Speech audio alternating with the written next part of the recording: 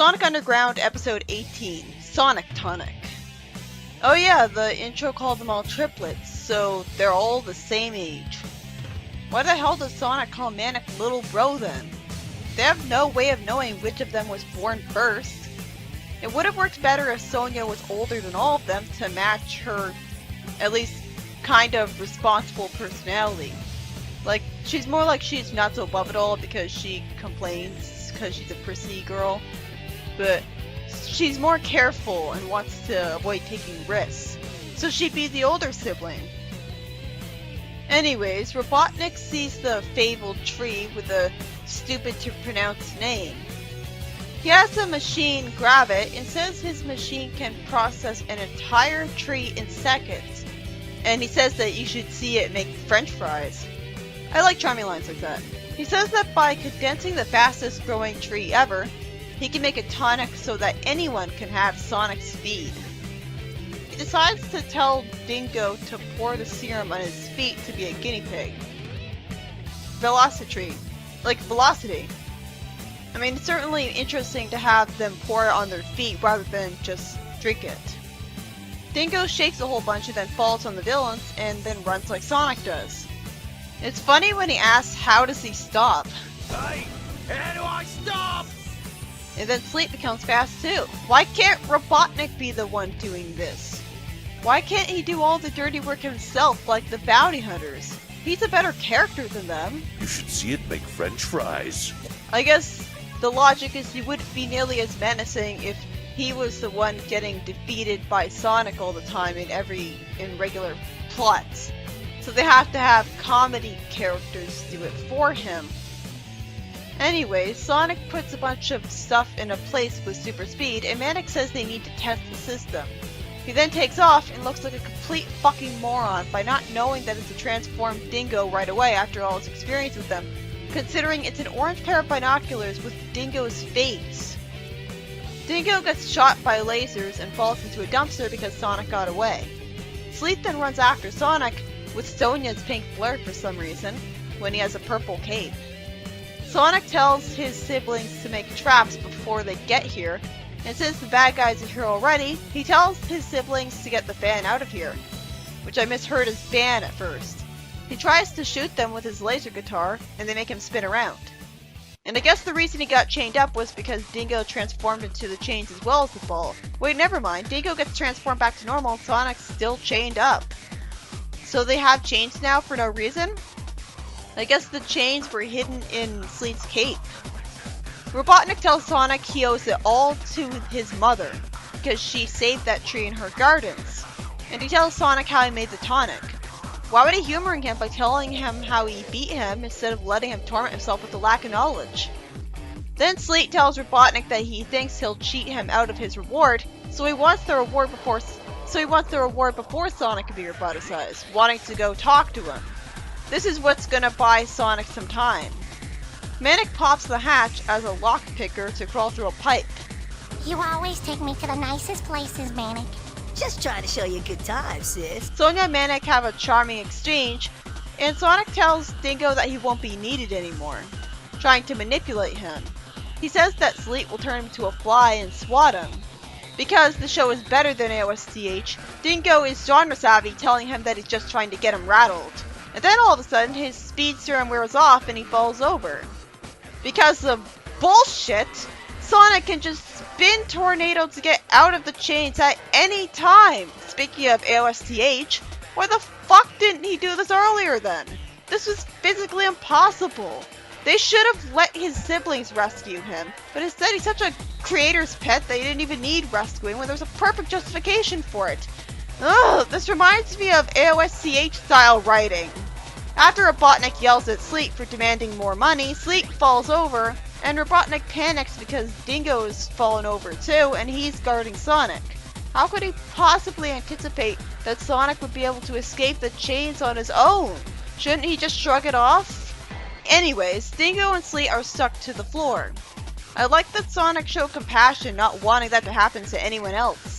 Manic says that he can break a Robotnik code by pressing buttons. It should really be Sonia doing this, not the stoner thief brother. That's stupid. How would he ever learn to hack?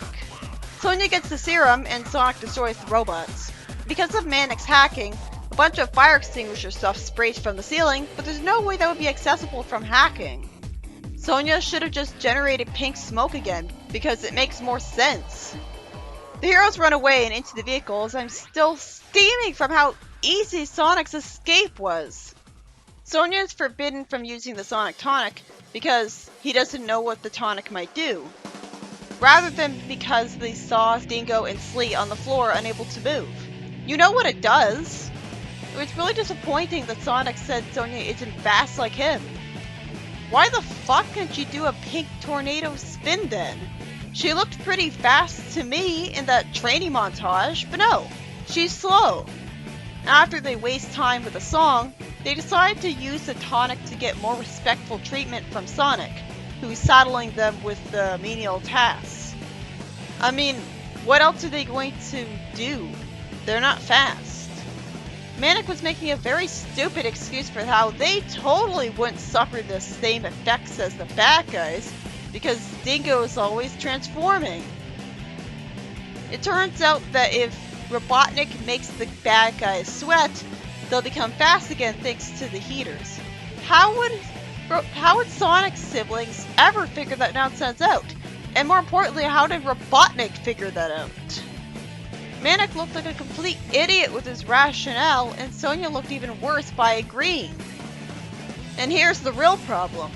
How the hell did they get the idea that they shouldn't drink the liquid and should instead put it on their feet? Logic would dictate they would try to drink it, and then who knows what could happen to them, since they have no antidote and have to wait for it to wear off. Would they have a super fast metabolism? They never saw anyone take the tonic, so that's a massive plot hole oversight that they knew exactly how to use it. It's not like they were the ones who invented the tonic. Robotnik did. That's why he knows how to use it. Sonia runs ahead to make Sonic change the tire instead, and Manic runs off without him.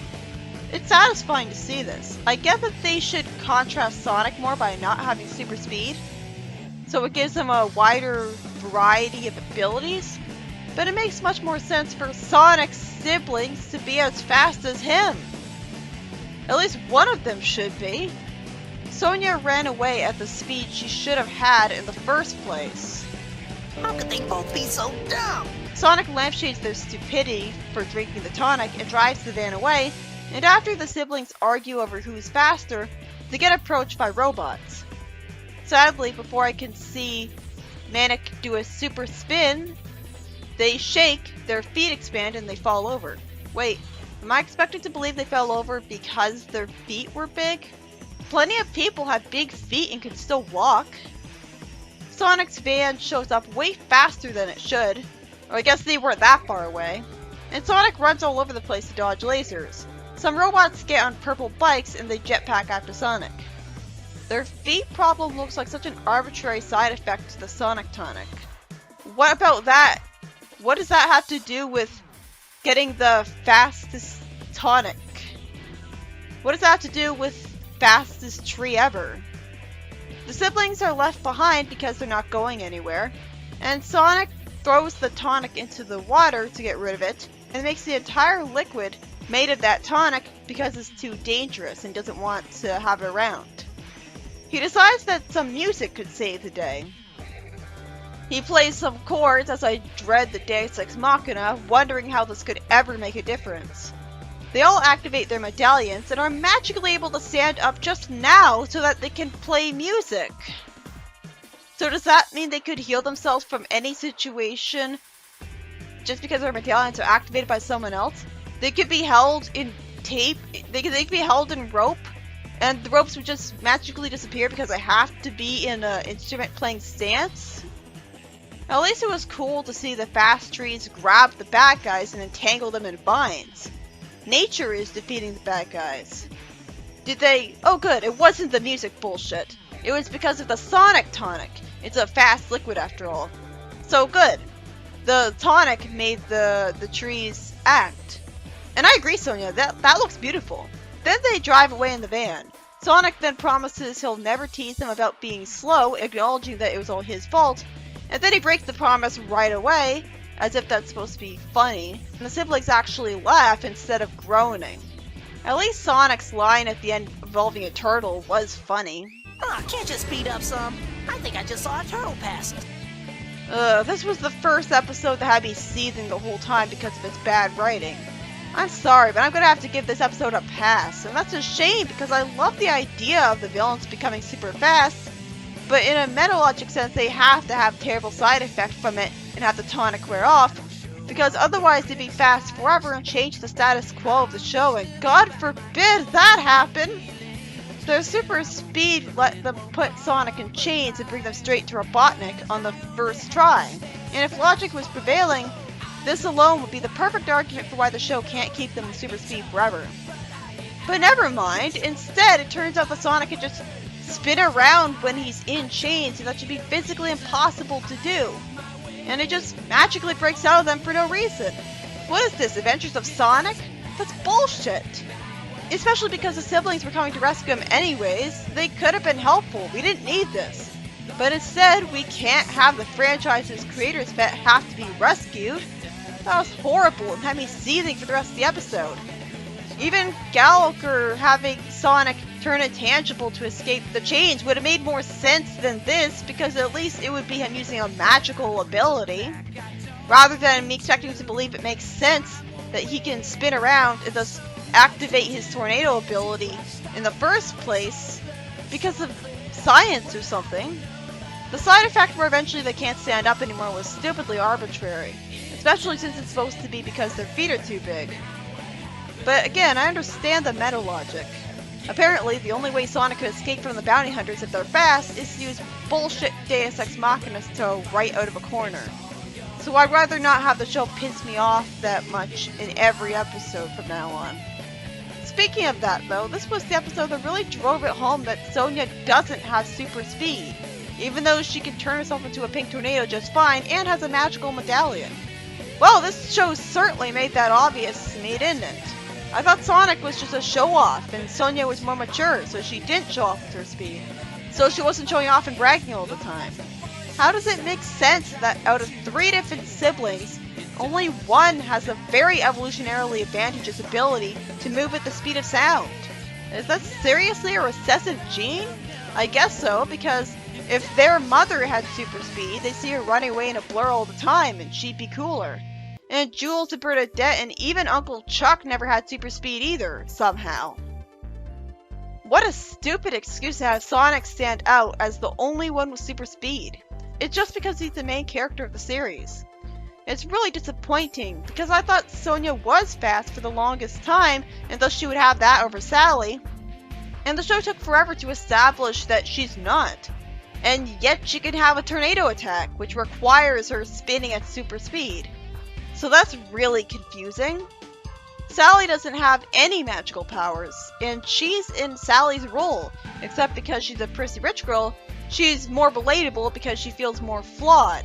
She feels refreshing because I barely see a female character like this, and in a hero role at all. Because I barely see a female character in a hero role that's like this. And she's underrated in comparison to Sally. And while she's supposed to be smart, she is flawed enough to let her emotions get the better of her by using the Sonic Tonic on herself when she saw what it did to Dingo just for the sake of getting better status in the group. I can understand that, but she took a huge risk just so she could make someone else change tires for a change. Sonic has every reason to stick with them with those jobs because they're slow, so they can't do the stuff that involves speed. It's not his fault they don't like the only jobs they can do. But yeah, they looked extremely stupid by using the tonic based on Manic's rationale about it when they saw what it did to Dingo. I expect this of Manic, but not Sonia. Even if he is a hacking genius despite growing up on the streets, which is kind of just as dumb as Tails being that way in the games. Because at least in Archie, he spent time in the lab with Rotor and Uncle Chuck. How could Tails have learned how to engineer and hack when he used to be just as homeless and uneducated as Manic was? But Tails is a genius in almost every continuity, while Manic is exclusive to this one, and to one issue of Archie, and it comes off as an idiotic kleptomaniac, even if I do like him. This episode had potential. The Sonic Tonic was a brilliant idea to shake things up, especially with the unique source of it. But it all fell apart with Sonic escaping too easily and his siblings looking like idiots. At least it's a credit to the show's unexpected quality that it took 18 episodes for me to get this angry about an episode in the show. That never happened with the other Sonic cartoons.